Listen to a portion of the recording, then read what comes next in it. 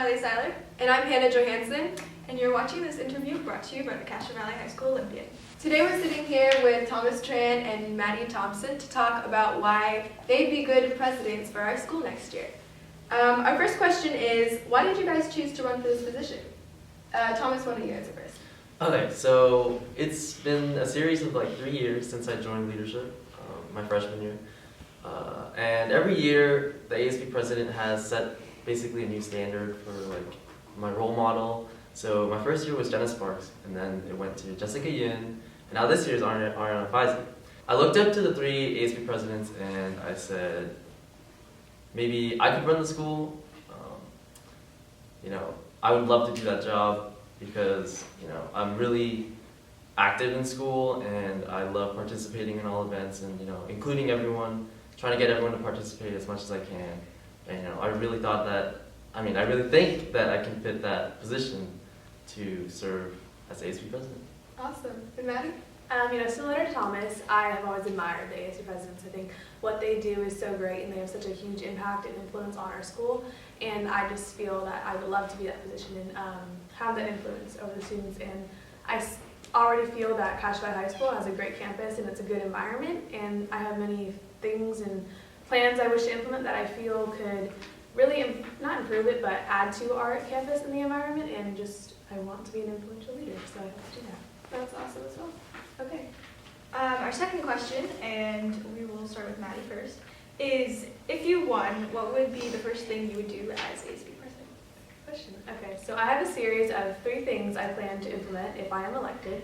My first one has to do with life after high school. I feel that it's important students know what they want to do after high school, and our counselors are so busy and there's just so many students that there's no way we could really meet with them and have, it be effective because they're just overworked. So I have a plan to implement a system where students will have, more knowledge about what's out there after high school, not only for a 4-year, for a trade or just something after high school, just giving them more of a heads up as to what's coming because as a junior I'm aware it comes fast and you need to know what to do. And then my second plan would be, I don't want to give too much away, but I have an idea that I think everyone would like and it would definitely taste good, so just stay tuned for that on the ASB the forum. I've already spoke with district officials, but there are stuff that needs to fall into action for that to happen. And then my third is to bring a little more fun to the campus. I have a plan to do that involves students as well as staff, so stay tuned to ASB forum for that. And Thomas? So the first thing I want to focus on if I win ASB president is actually bringing back school podcasts, because my freshman year we had school podcasts where every Monday, 3rd period, we would watch weekly announcements, but on a video instead of hearing it over the PA announcements.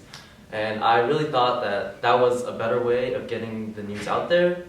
Maybe the teachers didn't because it wasted their 3rd period time, but a lot of kids in 3rd period tune out when it comes to PA announcements, and I really felt like watching something on the screen where maybe someone's friend is on the podcast, so they're more likely to pay attention and actually hear the news that they need to hear to be informed about school activities and events that they may want to participate in and may not know of because they don't pay attention to the PA announcements. So podcasts would be my first priority as ASB president.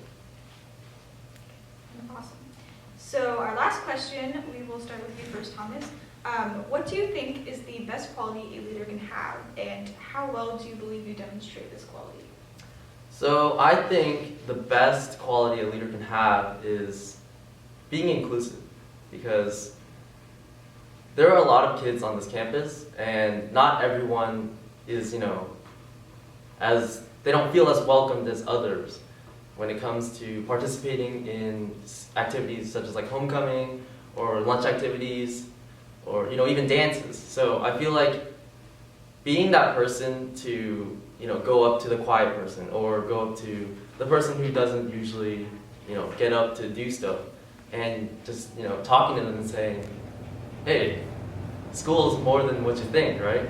So I definitely do that when it comes to looking for the quiet person and saying, hey, did you know we have this? And, or, like school activities that they may have never known of, that I think they really enjoy. I really tell them about it, and I say, I really think you would like this. Why don't you come try it out?